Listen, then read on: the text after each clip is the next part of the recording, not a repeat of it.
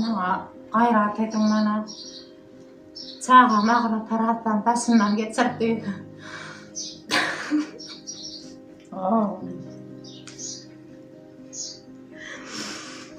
İçimden içimden ayrıntılar ağıra söyleyip yenili içine oyundu.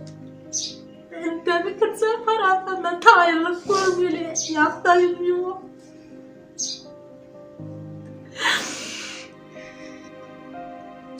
Çağam birden kıyınına düştü. Hayrat edin. Yani kömürde bile bir de kömürde. Olar Allah çağırmayı terk ediyor. Size bağlı, siz gayret edin. Kömürde, kömürde ben terk. Hayatım kömürde öyle o. Sizden kömürde diladım. Gayrat edin, kömek edin. Adamlar da ne elimizde ne memur oldu kömek edin.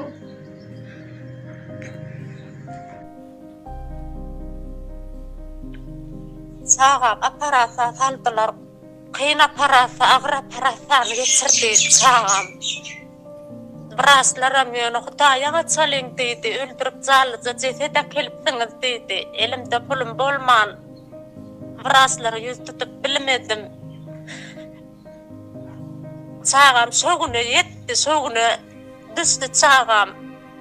İntiqalanla da kömek edin, gayrat edin. Yine bir aparata zıva. Çağamın içeri tasında du. Çağam köp bölüğü içinde mitirde zayalanıptır, ayrılıp yerine emeli içeri koyuptır vraslar. Gayrat edin, doğan gayrat edin.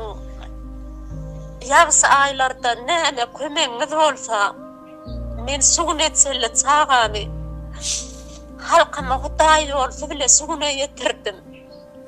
Kalanla kömek edin bana, kömek edin.